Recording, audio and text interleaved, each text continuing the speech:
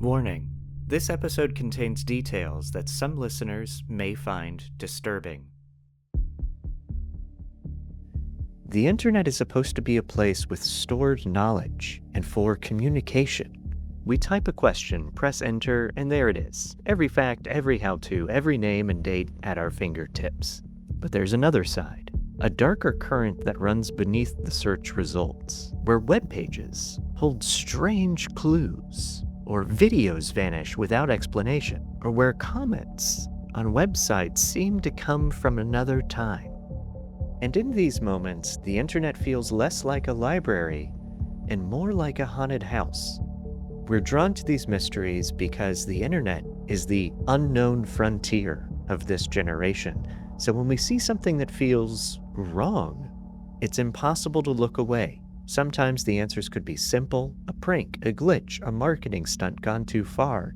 Other times the truth stays locked away, hidden in digital code. This is a study of strange.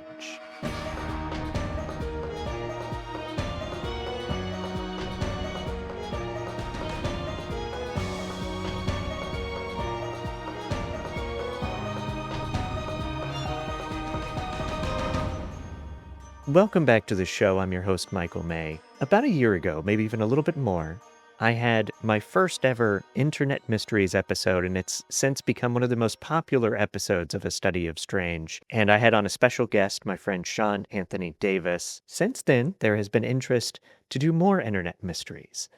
Tonight, I'm going to share some of these Internet Mysteries that have stood out to me. I've compiled and been researching a lot more, so I will do another Internet Mysteries episode with a special guest in the near future as well. In the meantime, let's dive in.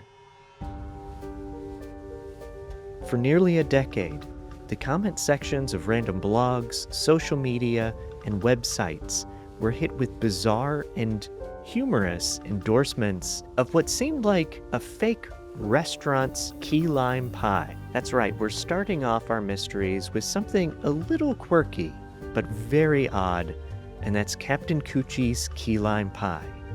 Starting around 2009, an anonymous poster or posters left hundreds of comments praising Coochie's key lime pies, or Coochie Palaya's key lime pies, often in absurdly enthusiastic and off-topic ways, and a lot of these comments and messages are very lengthy. The poster effusively praises the key lime pies and goody-goody cheeseburgers served at Coochie's Key West Cafe, claiming that they're the best in the world and that celebrities from all over America visit Coochie's just to taste their key lime pie. The posts are humorous, they're full of puns and wordplay, and sometimes contain wacky sexual references, like testimonials that Coochie's key lime pie causes instant orgasms or increases penis size. The poster writes in a style that's been described as an old-timey radio announcer, and these messages appeared on sites ranging from travel forums to personal blogs. Even some people have allegedly gotten emails about this as well. What seems like an innocent prank is actually quite a big internet mystery, because, at least for a while, it was thought that this restaurant didn't exist. So who was so obsessed with Coochie's pies that they would spam 700 plus comments over 8+ years about it?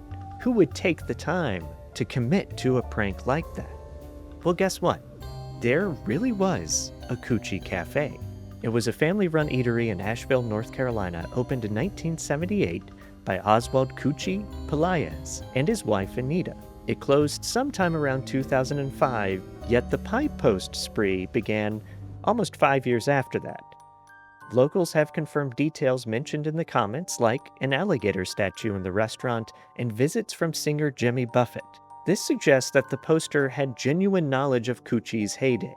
The mysterious pie evangelist used dozens of aliases, like Willie Jordan, Jake Carson, Roger Ramjet, and tailored each rant loosely to the article at hand. For instance, he riffed on a blog about nudism with the cheeky line, "We should all get butt naked and order many of those delightful key lime pies from Anita and Coochie Palaez's Key Lime Pie Factory."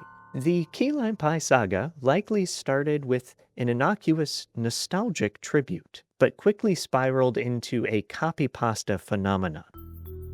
Threads on Reddit's Internet Mysteries and a dedicated Facebook group cataloged the Coochie's key lime pie spam whenever it cropped up. And what made this somewhat eerie was the timing. Why advertise a shuttered restaurant? Here are some known facts and theories about this case. People online grew obsessed with trying to solve this mystery, and these folks eventually traced clues to the real restaurant owners.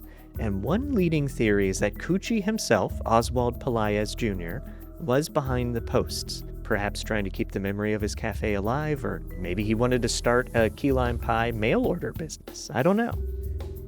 Now, indeed, these internet sleuths have noted that the posting style suggested an older individual, and notably, the flood of pie comments ceased a few years ago, which coincides with Coochie's own declining health and his eventual passing in 2022. But that theory has not been confirmed. Other theories posit that a devoted fan or a family member is carrying the torch, and maybe started this as a gag and it just kept it going for many, many years.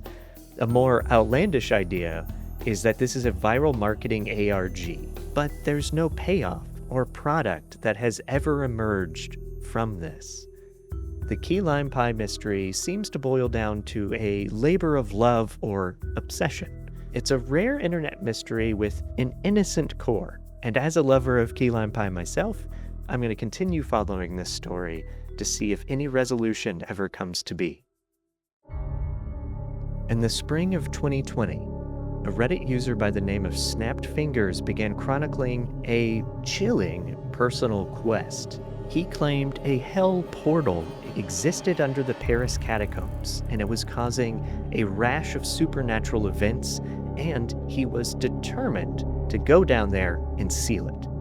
His posts, at times incoherent and delusional, described occult visions, cryptic kind of number station messages, and shadowy figures that would follow him. What started as a single bizarre Reddit thread became an interactive horror story of sorts, with other users egging him on and offering suggestions, and many believing that this is an elaborate fictional story, a type of roleplay ARG. But this also could have been a real man's mental breakdown on a public forum. The story reached a climax when Snapped Fingers announced that he was entering the catacombs to close the portal, and then he went radio silent. This has led to rampant speculation that he disappeared, or worse, died beneath Paris, which has made this a full-blown internet mystery. The central figure, Snapped Fingers himself, is presumably an English-speaking male, possibly American, who traveled to Paris during the COVID era. He cross-posted his experiences on paranormal forums and the Paris Catacombs subreddit, intriguing both believers of the paranormal and skeptics. The online community initially treated this like an interactive creepypasta, but concern grew as Snapped Fingers' mental state seemed to sincerely deteriorate with each update. And after his disappearance from Reddit, rumors flew. One commenter claimed that we can confirm he didn't make it underground in Paris, implying that local Parisians that explore the catacombs have never found a trace of this person. Only later, rumor has spread that Snapped Fingers has checked into therapy, which, if true, effectively ends this story with a whimper, an undramatic denouement. But what do we actually know of this story? Known facts are scant. It's a lot of rumor, hearsay, and comments on various threads and blogs. What's known is that Snapped Fingers' account was active and then deleted. Prominent theories include, 1, that this is a pure ARG. I don't even want to call it a hoax in this theory. It's more of a creative writing interactive project, which then got taken way too seriously by some people following it. Theory 2 is that all this is real in a sense of a genuine mental health crisis, with Snapped Fingers suffering paranoid delusions, possibly schizophrenia, manifesting as this occult narrative. Some evidence for the latter is that trolls from 4chan may have exacerbated his delusions by feeding him quote-unquote tips to further the chaos. Theory 3, a minority but still entertaining, is that this was a true story, that there's a supernatural angle with something evil, some sort of evil power in the catacombs beneath Paris, that he encountered something terrifying in the catacombs. This next story is a difficult one to summarize in the format of this episode. There are those that obsess about this topic, and I will not do the story justice for your liking, so I just will say that up front. And no matter what your opinions on the story I'm about to share are, it is terrifying in a lot of different ways and a lot of different levels. And this is Tracy Twyman's death. Tracy Twyman was an occult researcher, a writer, and she began going down I'm just for lack of a better term, a QAnon-adjacent deep dive into online conspiracy content. In 2019, after publicly claiming that she was being stalked by a gang-stalking AI and other sinister forces, Twyman was found dead, officially ruled a suicide by hanging. But many in her circles believe that there are a lot of strange aspects to her death that point to a murder/cover-up. This shocking end was preceded by a dead man switch video, and this quickly became an internet mystery in its own right. It's simplistic to say this, but Twyman mingled in conspiracy circles online, researching topics like occult symbols, in addition to the often debunked Merovingian Priory of Zion stories, which started to get popularized because of the Da Vinci Code. She drifted into bizarre YouTube phenomena and QAnon-like conspiracies, including Pizzagate. In her final weeks, Twyman grew increasingly paranoid. She deleted her social media, alleged powerful figures were hacking her, and reached out to friends about being in danger. After her death, her YouTube channel was found empty, a purge that of course has sparked speculation on forums and Reddit threads. Her widower reportedly threatened legal action against sites that tried to archive her work. One such renowned post about this story is actually found on Quora, of all places, and it says this: "This is my first post on Quora, and judging by how the entire technocracy has colluded to erase Tracy Twyman's memory and work from the internet, it seems doubtful that many people will ever get to read this answer. This is because some very, very powerful people are determined to make sure that the public knows as little as possible about this woman, and that those that did know of her are convinced that Tracy Twyman went mad and killed herself in July 2019. By the end of this answer, if you aren't convinced that her death was an extrajudicial killing, aka assassination, I don't know what else to say to you." The debate around Twyman's death spread when her final testimony video surfaced after she died, detailing the threats that she claimed were made. Some claimed that she was silenced for uncovering occult secrets, or that the CIA was behind child sex trafficking, which was indeed a story that she was devoting attention to. The narrative of a researcher, possibly murdered, fits right into the rapacious conspiracy crowd. To quote that Quora post again, Tracy had been receiving death threats, her sites hacked, and was being cyberstalked for several years before her death. Certain people were not happy with this smart and engaging woman who used her vast knowledge of historical bloodlines and occult symbolism to decode the very fabric of reality. The long answer involves competing power factions within the U.S. security state who designed a choose-your-own-adventure mind control scheme known as Q. Where did they get most of their ideas? They ripped off Tracy Twyman's legitimate work and trussed it up into something that could be weaponized for political purposes." End quote. I'm cherry-picking a few comments from that post because to me it represents some of the base of her work, the people that followed her, believed her, etc. It's a conspiracy world, and you can probably tell from my tone that I am not a conspiracy theorist, but that doesn't take away from the fact that an innocent person lost her life. So, what really happened? Factually, Twyman expressed fear for her life in her final weeks. That is true. But No foul play has been confirmed by authorities or even from her family that I can tell. Feel free to correct me on that. But that hasn't stopped the theories, which are wide-ranging, including a psychopathic AI, which she talked about in her last video. And I don't fully understand, but it sounds very scary. Or a cult-like group targeted her because of the work that she was doing and quote-unquote uncovering. Others, however, believe that Twyman was suffering from a severe mental health crisis. She displayed behavior consistent with schizophrenia and paranoia. Another recording I've come across near the end of her life spirals into complete gobbledygook, in my opinion. Additionally, the idea that Twyman's mark on the internet is being erased or expunged, it's simply not true. Her story is very easy to read about. You can buy her books, and also people that were either friends of her, worked with her, or are believers that she was murdered and covered up. They create content about her constantly. It's everywhere. And the fact that Twyman's personal YouTube channel and social media footprint has been erased is more likely to do with threats towards her husband and family than a sinister government cover-up.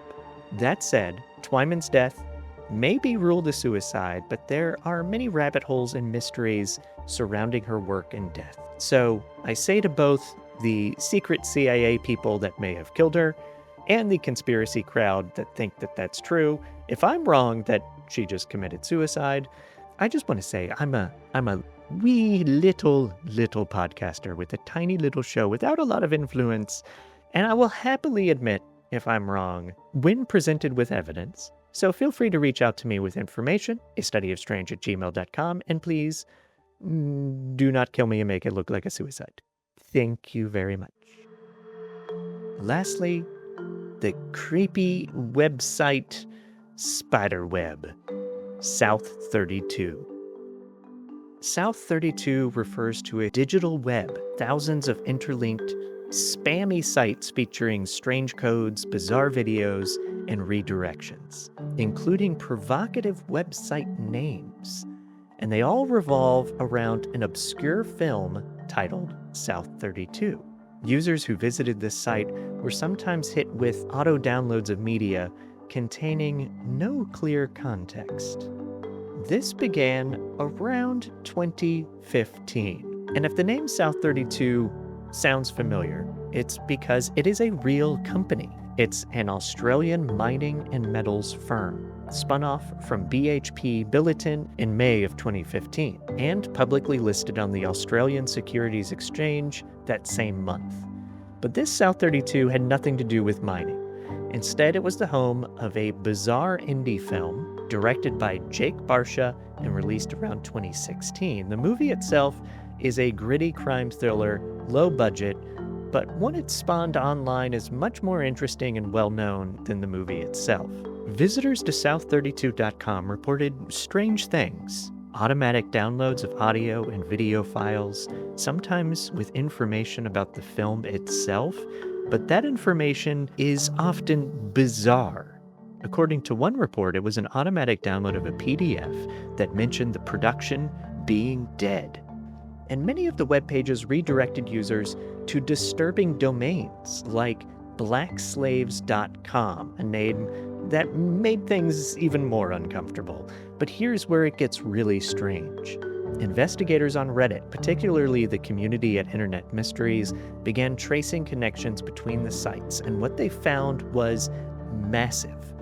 A web of thousands of interlinked domains, some of which were mirrored, and others which seemed only to exist to funnel traffic between South32.com and other sites with more provocative names like PalestineLegal.org, BlackAdoption.org, HelpYourself.org, many of which have been registered to Luigi Dean, a Los Angeles-based domain squatter and alleged internet spammer. Dean is also a producer of South 32, the movie, which makes sense when you think about it. However, many have surmised that Dean is an alias. He's been connected to some other names, primarily Saeed Yamtabian, or David, and a few other names that I've seen floated around. For simplicity's sake, I'll refer to him as Yamtabian.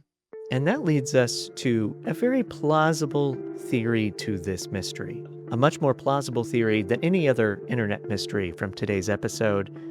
When people began digging into this story and these websites, they realized that the domains tied to it might be part of a long-running blackmail or extortion scheme. According to Reddit user Put Your Cheese Down, great name by the way, who compiled a deep dive into the case in 2021, the web of sites may have been created in order to pressure the real mining company, South32, into buying the domain south32.com. Essentially, you flood the internet with confusing, offensive, or disturbing content tied to that domain, and then try to sell the clean version back to the real company, for a good chunk of change, of course.